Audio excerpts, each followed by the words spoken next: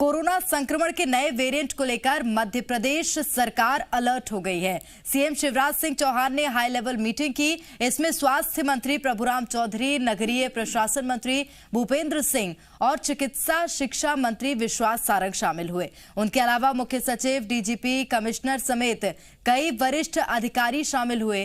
बैठक में सीएम ने कोरोना संक्रमण के प्रति सतर्क रहने और सभी जरूरी तैयारियां करने के निर्देश दिए। उन्होंने मास्क और सोशल डिस्टेंसिंग पर जोर देने के साथ गाइडलाइंस का पालन करने के निर्देश दिए।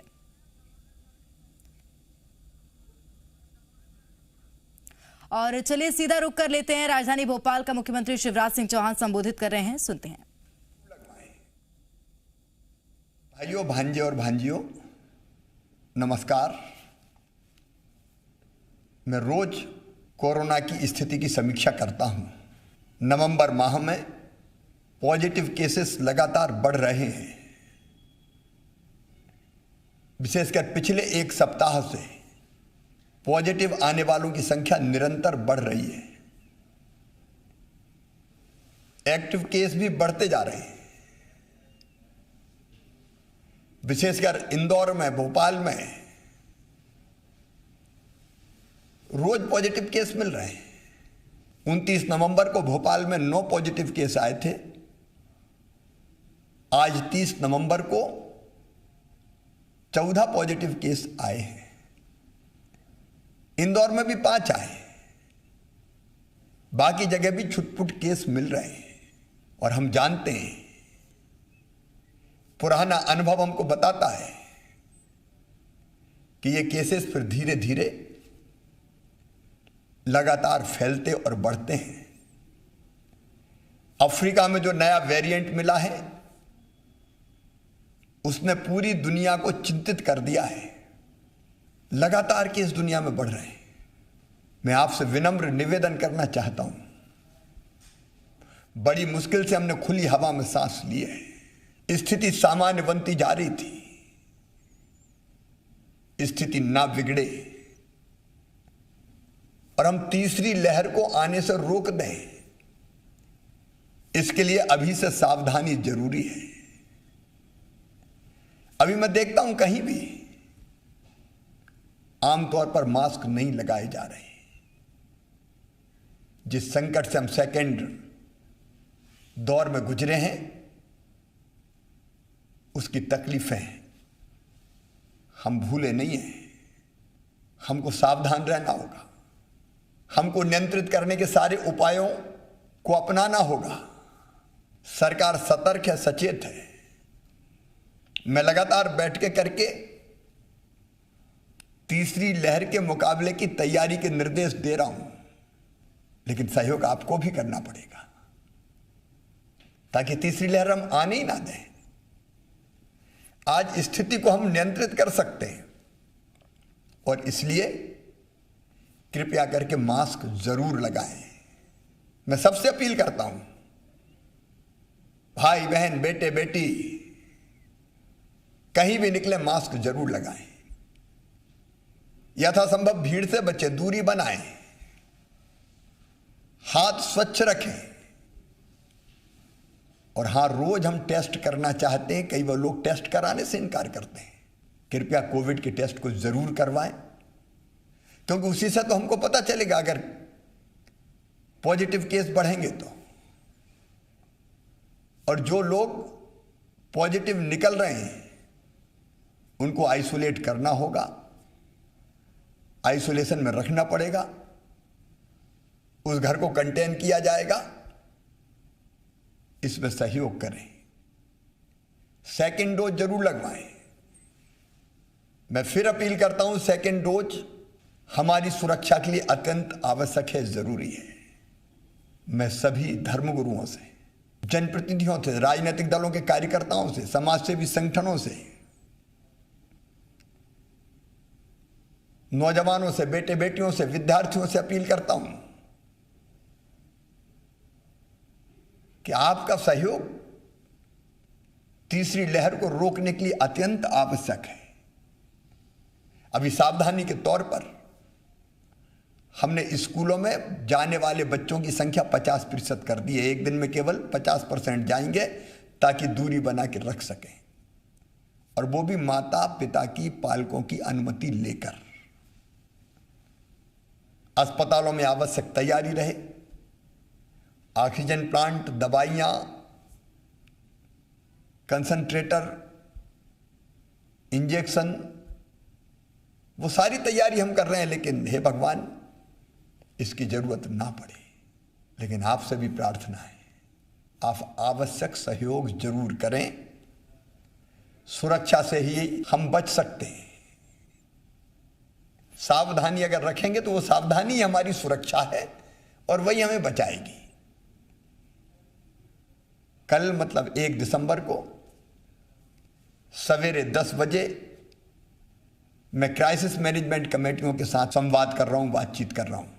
उनको भी संबोधित करूंगा और उनसे भी अपील करूंगा कि हम अभी से तीसरी लहर ना आने देने के लिए कमर कस लें।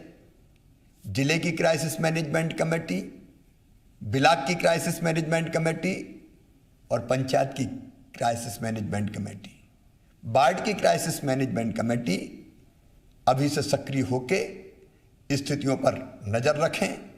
मास्क के लिए हम आग्रह बढ़ाएं और हर तरह की सावधानी रखें।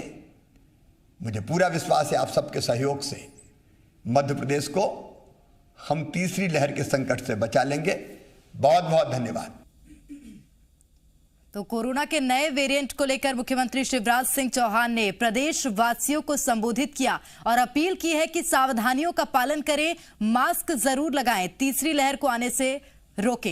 चलिए आगे बढ़ेंगे। कोरोना की तीसरी लहर की संभावना को देखते हुए राजधानी भोपाल में मास्क लगाना अनिवार्य कर दिया गया है। मास्क ना लगाने वालों का 100 से 500 रुपए तक का चालान काटा जाएगा, जिसको लेकर कलेक्टर अविनाश लवानिया ने एसडीएम को निर्देश दिए हैं। कलेक्टर ने लोगों से भी अपील की है कि कोरोना गाइडलाइन का पालन करें, बार बार हाथ धोएं, सोशल डिस्टेंसिंग का पालन करें और मास्क लगाकर रखें। साथ ही कोरोना की दोनों डोज जरूर लगवाएं।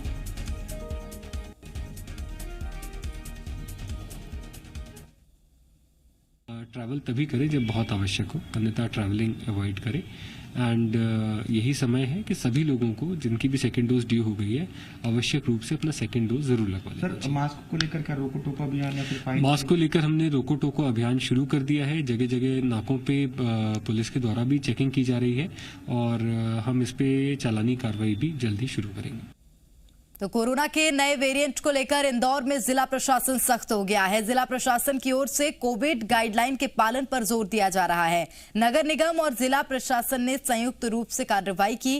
टीम ने शहर में चल रहे कारखानों, शोरूम्स, दुकानों और दूसरे व्यावसायिक प्रतिष्ठानों की जांच की और 6 से ज्यादा ऐसे संस्थानों को बंद कराया गया जहां के कर्मचारी बिना वैक्सीन लगवाए काम कर रहे थे।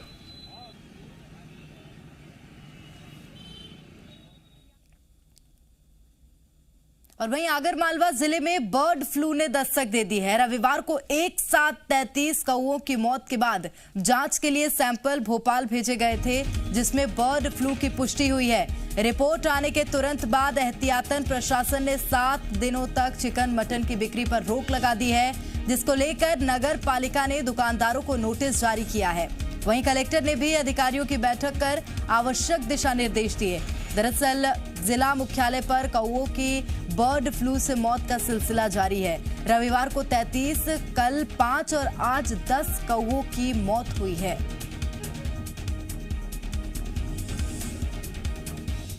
मांस मछली की जो दुकानें थी उसको 7 दिन के लिए बंद कर दिया गया है और जो है लोगों से इस बात की अपील की गई है कि वे जो है 7 दिन तक इसका व्यापार बंद रखें। नगर में जो है कहीं भी मृत पक्षी, कौवा आदि यदि मिलता है तो नगर पालिका को सूचना दें। शिवराज कैबिनेट की बैठक में आज कई अहम निर्णय लिए गए। कैबिनेट ने 6 नए मेडिकल कॉलेज को मंजूरी दी है, जिसके बाद अब प्रदेश में मेडिकल कॉलेजों की संख्या बढ़कर 20 हो जाएगी। कैबिनेट ने मेडिकल कॉलेज के लिए 1200 करोड़ रुपए की राशि स्वीकृत की है। इसके अलावा कैबिनेट ने तीनों बिजली कंपनियों के प्लांटों के मेंटेनेंस के लिए 1,818 करोड़ रुपए मंजूर किए हैं। कैबिनेट ने राज्य शैक्षणिक प्रशिक्षण संस्थान को स्वतंत्र संस्था बनाने के प्रस्ताव को हरी झंडी दे दी है। कैबिनेट ने चावल उत्पादन की गुणवत्ता में सुधार के लिए नई विकास नीति 2021 संशोधन प्रस्ताव को मंजूरी दी है। वहीं बच्चियों के साथ रेप के आरोपियों को फांसी की सजा देने के विधेयक को वापस लेने का भी कैबिनेट ने फैसला किया है।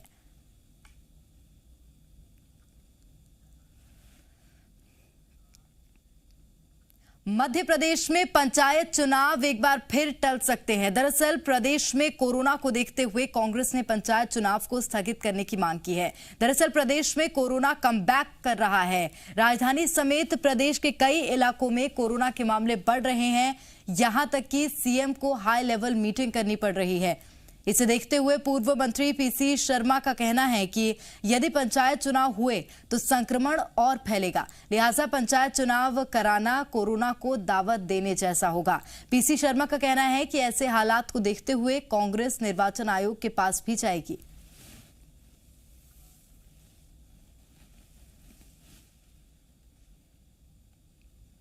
चुनाव या कोई सा चुनाव हो, क्योंकि जो दमोह का चुनाव हुआ था उसके बाद हमने देखा स्थिति खराब हुई। अभी ये 4 चुनाव हुए, उसके बाद ही तो ये कोरोना के वो बढ़े हैं। समझता हूँ कि इसको चुनाव आयोग को देखना चाहिए कि इससे कहीं फिर से फैल नहीं जाओ। वैसे भी पंचायत चुनाव में इन्होंने जो पुराना जो कैंसिल किया है, जो कमलनाथ जी की सरकार के समय जो परिसमन हुआ था उसको लागू करें, नहीं तो वैसे भी चुनाव नहीं हो पाएगा।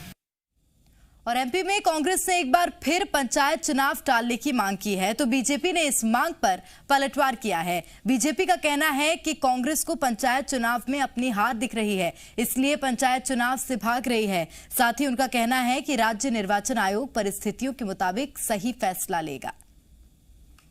पहला कारण तो यही है कि कांग्रेस को पता है कि मध्य प्रदेश में कांग्रेस की जो दशा है वो दुर्दशा से ही बदतर स्थिति में आ चुकी है और चुनाव उनको हारना, यद्यपि ये चुनाव पंचायत के चुनाव जो है दलगत आधार पर चुनाव चिन्ह के आधार पर, दलीय चुनाव चिन्ह के आधार पर नहीं होते, पर फिर भी कांग्रेस पार्टी को पता है कि मध्य प्रदेश में उसका सुपड़ा साफ है, तो कोशिश है चुनाव से बचने की। लेकिन अंतिम निर्णय करेगा राज्य निर्वाचन आयोग, भारतीय जनता पार्टी सरकार नहीं करेगी। कमलनाथ के मंदसौर दौरे के बाद से ही बीजेपी की तरफ से बयानबाजी जारी है। मंदसौर पहुंचे वित्त मंत्री जगदीश देवड़ा ने भी कमलनाथ पर हमला बोला, साथ ही सलाह भी दी। जगदीश देवड़ा ने कहा कि 15 महीने की सरकार में कमलनाथ ने एक भी वादा पूरा नहीं किया। जिन गलतियों से वो सत्ता से बेदखल हुए उस पर विचलित होने की बजाय उन्हें ठीक करना चाहिए। जगदीश देवड़ा ने कुछ साल पहले जिले में हुए किसान आंदोलन को लेकर भी हमला बोला। उन्होंने कहा कि किसानों की आड़ में कांग्रेस ने साजिश रची थी, जिसके बाद जनता ने चुनाव में कांग्रेस की दुर्दशा कर दी थी।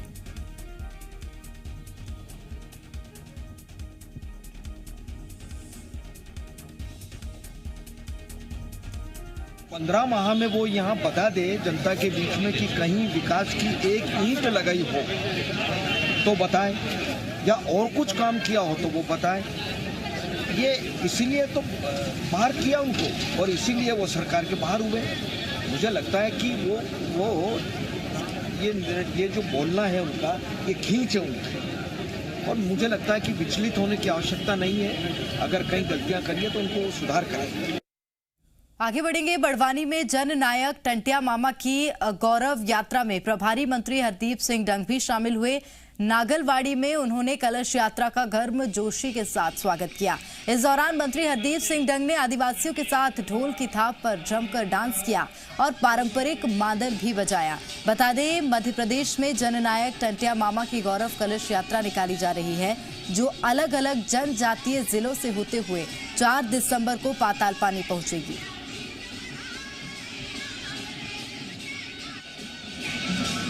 नागलवाड़ी के कर्मचारी जाकर के ढोल बंद करवाएं।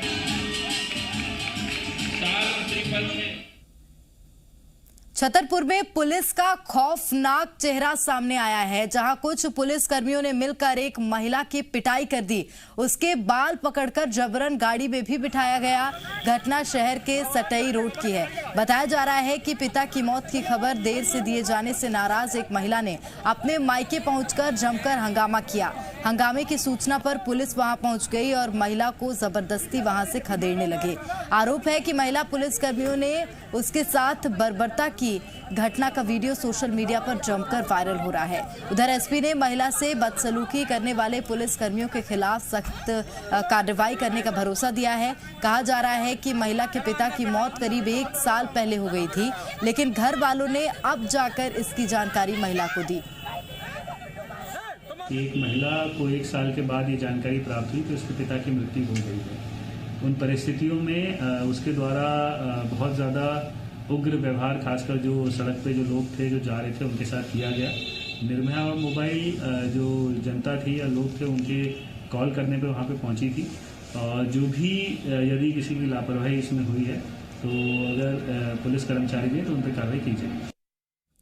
बैतूल शहर से महज 6 किलोमीटर दूर चिलखार के जंगलों में 2 बाघों की मौजूदगी की खबर है, जिसके बाद इलाके के ग्रामीणों में दहशत का माहौल है। दूसरी ओर बाघ की मौजूदगी का पता लगते ही वन विभाग सतर्क हो गया है। वन विभाग ने ग्रामीणों को भी सतर्क रहने की सलाह दी। बैतूल के चिखलार बीट के कैमरों में पिछले 3-4 दिन से एक बाघ की मौजूदगी की विभागीय अधिकारियों ने पुष्टि की है। वहीं सियारी की तरफ उसके फुटप्रिंट मिले हैं। बैतूल वन परिक्षेत्र के प्रभारी अधिकारी के मुताबिक विभाग के कैमरों में तस्वीर कैद हुई है, पर यह पता नहीं चल सका है कि कैमरे में कैद प्राणी नर है या मादा। वन विभाग के अधिकारी के मुताबिक यहां पहले भी एक बाघ की मौजूदगी दर्ज की जा चुकी है। ऐसे में इलाके में अब 2 बाघ मौजूद हैं और सभी बीट गार्ड चौकीदारों के माध्यम से ग्रामीणों को सतर्क रहने की सलाह दी गई है। वहीं अमले को भी सतत निगरानी रखने को कहा गया है। वन विभाग बैतूल रेंज में 180 कैमरों की मदद से वन्य क्षेत्र में निगरानी रखता है। जाने वाले लोगों को यहाँ से जो रास्ते से जंगल में गुजरते हैं उन्हें रोका और गांव वालों को, ग्रामीण लोगों को बताया कि इस प्रकार की खबर और चर्चाएं चल रही है कि इस क्षेत्र में शेर घूम रहा है, आप लोग कृपया सतर्क रहिए। शेर है जब उसमें बता रहे हैं कि कॉलर आईडी नहीं लगी हुई है, जिसकी जानकारी प्रशासन को भी नहीं लग पा रही है, तो खतरा तो सब पर बना ही। कुछ टाइगर के पगमार्क्स प्राप्त हुए हैं, लेकिन फाइनल स्थिति चूंकि हम लोग जो चिप लगाए हैं, कैमरा ट्रैप लगाए हैं, उसमें जब उसको हम अपलोड करेंगे तभी उसकी वास्तविकता पता चल जाएगी कितने हैं या उनकी संख्या कितनी है। लेकिन वर्तमान में चिखलार या जो पेरीफेरी एरिया है उसमें पगमार्क्स हमको मिले हैं।